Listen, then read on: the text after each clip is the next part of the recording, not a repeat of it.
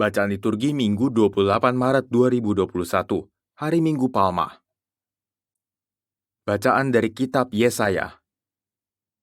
Tuhan Allah telah memberikan kepadaku lidah seorang murid, supaya dengan perkataanku aku dapat memberi semangat baru kepada orang yang letih lesu.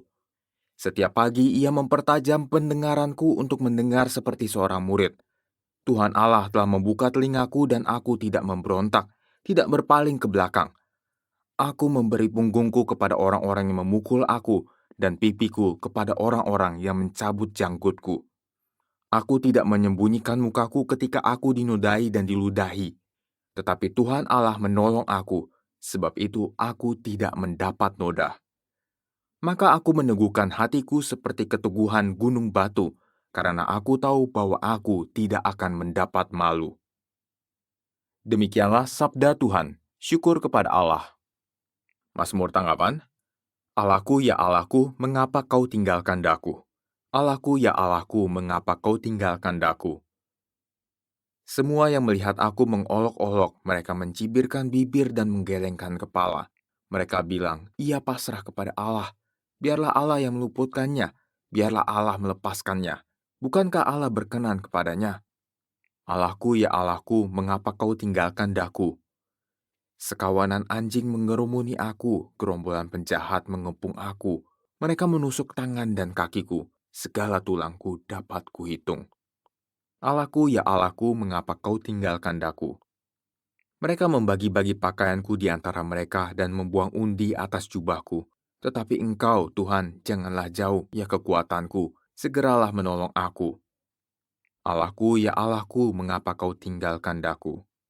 Maka aku akan memasyurkan namamu kepada saudara-saudaraku dan memuji-muji engkau di tengah-tengah jemaat. Hai kamu yang takut akan Tuhan, pujilah dia.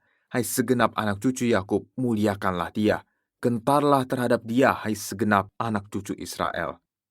Allahku, ya Allahku, mengapa kau tinggalkan daku? Bacaan dari surat Rasul Paulus kepada jemaat di Filipi.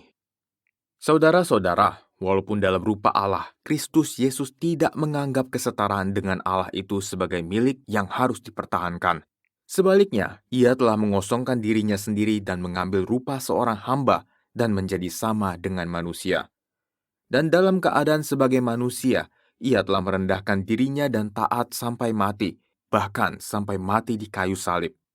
Itulah sebabnya Allah sangat meninggikan dia dan menganugerahinya nama di atas segala nama, supaya dalam nama Yesus bertekuk lututlah segala yang ada di langit, yang ada di atas dan di bawah bumi. Dan bagi kemuliaan Allah Bapa, semua lidah mengakui, Yesus Kristus adalah Tuhan. Demikianlah sabda Tuhan, syukur kepada Allah. Kristus sudah taat sampai mati, bahkan sampai mati di kayu salib. Itulah sebabnya Allah sangat meninggikan dia dan menganugerahinya nama di atas segala nama. Inilah kisah sengsara Tuhan kita Yesus Kristus menurut Markus.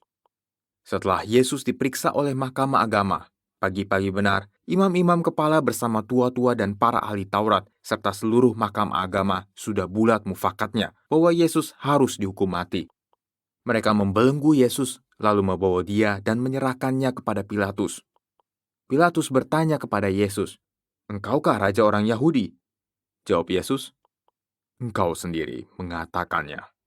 Lalu imam-imam kepala mengajukan banyak tuduhan terhadap Yesus. Pilatus bertanya kepadanya, "Tidakkah engkau memberi jawab? Lihatlah betapa banyak tuduhan mereka terhadap engkau." Tetapi Yesus sama sekali tidak menjawab, sehingga Pilatus merasa heran. Telah menjadi kebiasaan untuk membebaskan satu orang hukuman pada tiap-tiap hari raya menurut permintaan orang banyak. Pada waktu itu ada seorang yang bernama Barabas yang sedang dipenjarakan bersama beberapa orang pemberontak lainnya. Mereka telah melakukan pembunuhan dalam suatu pemberontakan. Maka datanglah orang banyak dan meminta supaya kebiasaan itu diikuti juga. Pilatus memang menjawab mereka dan bertanya, "Apakah kamu menghendaki supaya kubebaskan raja orang Yahudi ini?" Pilatus mengetahui bahwa imam-imam kepala telah menyerahkan Yesus karena dengki. Tetapi imam-imam kepala menghasut orang banyak supaya meminta Barabaslah yang dibebaskan bagi mereka. Pilatus sekali lagi menjawab dan bertanya kepada mereka, "Kalau begitu, apakah yang harus kuperbuat dengan dia yang kamu sebut raja orang Yahudi ini?" Mereka berteriak, "Salibkanlah dia!" Lalu Pilatus berkata kepada mereka, "Tetapi kejahatan apakah yang telah dilakukannya?" Namun mereka makin keras berteriak, "Salibkanlah dia!" Dan karena ingin memuaskan hati orang banyak itu, Pilatus membebaskan Barabas bagi mereka. Tetapi Yesus disesahnya, lalu dia serahkan untuk disalibkan. Kemudian serdadu-serdadu membawa Yesus ke dalam istana, yaitu gedung pengadilan, dan memanggil seluruh pasukan berkumpul. Mereka mengenakan jubah ungu kepada Yesus, menganyam mahkota duri, dan menaruhnya di atas kepala Yesus. Kemudian mereka mulai memberi hormat kepadanya, katanya, "Salam, hai Raja orang Yahudi." Mereka memukul kepala Yesus dengan buluh, meludahinya, dan berlutut menyembahnya.